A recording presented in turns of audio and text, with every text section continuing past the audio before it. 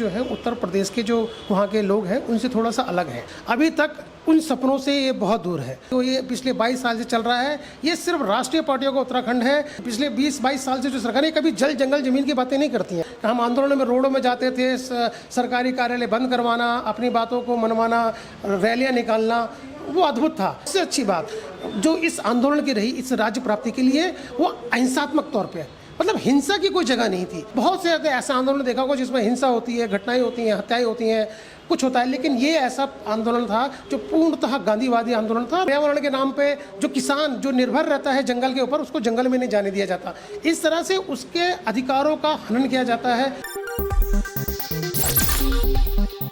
देखिए, उत्तराखंड आंदोलन का जो घटनाक्रम है बहुत पुराना है, और ये आरक्षण का जो आंदोलन था, उस आंदोलन से जो एक आवाज़ निकली, वो आवाज़ ये थी कि क्योंकि हम भौगोलिक दृष्टि से, सामाजिक दृष्टि से, आर्थिक दृष्टि से और सांस्कृतिक दृष्टि से, ये 4 ऐसे कारण थे जिसमें लगा कि हम लोग जो है उत्तर प्रदेश के जो वहाँ के लोग हैं उनसे थोड़ा सा अलग हैं। और हमारे जो पहले इस जो संस्थापक रहे हैं डी पंत जी, उन्होंने 1979 में अगर इस उत्तराखंड क्रांति दल की नींव रखी थी तो यही सोच के रखी थी कि हम इन 4 कारणों से जो उत्तर प्रदेश के लोग हैं उनसे तो अलग हैं, इसलिए हमारा एक अलग सा प्रदेश होना चाहिए। उसी एक विचार को लेकर जब आगे चलते रहे, लोग संघर्ष करते रहे, और उसी का परिणाम है कि 2000 में इस प्रदेश का कम से कम 20-22 साल हमारा इस प्रदेश में हो चुके हैं। लेकिन आज भी उत्तराखंड क्रांति दल के कार्यकर्ता होने के नाते और उत्तराखंड का एक मूल निवासी होने के नाते अभी तक उन सपनों से ये बहुत दूर है। जिन आकांक्षाओं के साथ, जिन सपनों के साथ और जिन हमारे आंदोलनकारियों ने जो वीरगति प्राप्त करी, जो अपने जो उन्होंने एक तरीके से इस आंदोलन को खड़ा करने में अपनी आहुतियाँ दी, वो सपनों का जो उत्तराखंड है वो अब तक नहीं बना है। और जो ये उत्तराखंड बन रखा है, जो ये पिछले 22 साल से चल रहा है, ये सिर्फ राष्ट्रीय पार्टियों का उत्तराखंड है, जो अपनी राष्ट्र की नीतियों को यहाँ पर लागू करने के लिए या अपने आप को स्थापित करने के लिए कुछ यहाँ के जो मूल निवासी हैं उनके विरुद्ध कुछ न कुछ ऐसे षड्यंत्र करते रहते हैं, कुछ न कुछ ऐसी चीज़ करते रहते हैं कि जिससे अभी तक जो भावनाएं थी, जिन भावनाओं के साथ ये उत्तराखंड का राज्य का निर्माण किया गया था, वो नहीं हुआ। यदि अगर ऐसा नहीं होता तो जो आंदोलनकारी मंच है वो इतना प्रखर होकर इसका विरोध नहीं कर रहा होता, और जो सामाजिक संगठन है वो इसका विरोध नहीं कर रहे होते।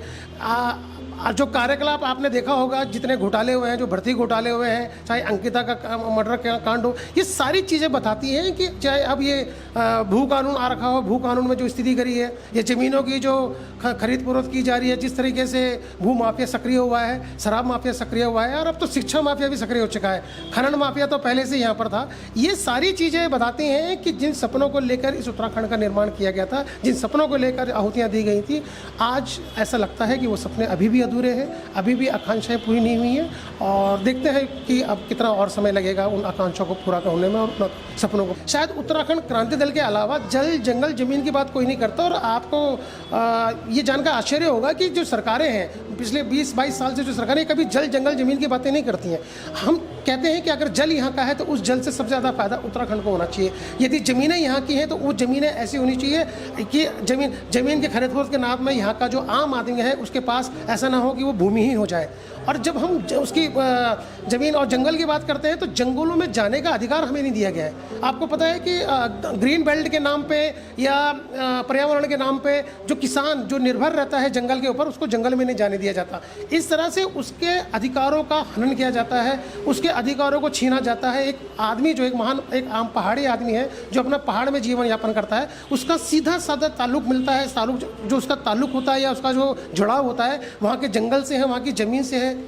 वहाँ के जल से है। और उन पे ही जब उसको नहीं आने दिया जाता या उसको काम नहीं करने दिया जाता या अपने जीवन यापन करने के लिए उन चीज़ों का इस्तेमाल नहीं करने दिया जाता, तब लगता है कि अभी भी ये उत्तराखंड बना है, ये अभी भी उन सपनों को पूरा नहीं कर पाया है जिसके लिए इसका निर्माण किया गया था। जो युवा, बहुत से ऐसे युवा हैं जिनका जन्म हुआ है, वो वोट भी दे चुके हैं एक बार 2022 के इलेक्शन में, पर शायद उनको नहीं पता होगा कि इस राज्य को प्राप्ति करने के लिए किस तरीके का आंदोलन किया गया था। मेरा सौभाग्य रहा है कि हम स्कूल टाइम में थे, स्कूल टाइम से ही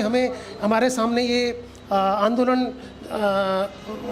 चलाया जा रहा था हमारे शीर्ष नेतृत्व द्वारा, हमारे राजनीतियों द्वारा, हमारे यहाँ के जो क्रांतिकारी थे उनके द्वारा, और हमें भी सौभाग्य प्राप्त हुआ। आप यकीन नहीं मानेंगे, जिन सपनों को लेकर, जिस उम्मीद के साथ हम लोग करते थे, हम आंदोलन में रोडों में जाते थे, सरकारी कार्यालय बंद करवाना, अपनी बातों को मनवाना, रैलियाँ निकालना, वो अद्भुत था। वो ऐसा ऐसा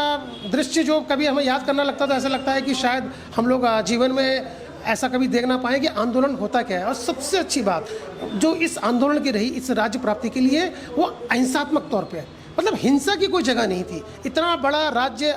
बनाए उत्तर प्रदेश, उससे अपने आप को अलग करना, पृथक करना, और वो भी बिना अहिंसात्मक तरीके से गांधी जी के नियमों के अनुसार चलते हुए, किसी भी प्रकार की कोई, जबकि बहुत से ऐसा आंदोलन देखा होगा जिसमें हिंसा होती है, घटनाएं होती हैं, हत्याएं होती हैं, कुछ होता है, लेकिन ये ऐसा आंदोलन था जो पूर्णतः गांधीवादी आंदोलन था। और उसी की वजह से इसका हमें बहुत खुशी इस बात की मिलती है कि उत्तराखंड क्रांति दल के सहयोग से और हमारे यहाँ के शीर्ष नेतृत्व की वजह से हम लोग ऐसा आंदोलन करने में सफल हुए जो बहुत ही पूर्णतः अहिंसात्मक आंदोलन था और जिसके कारण हमें यह राज्य प्राप्ति हुई।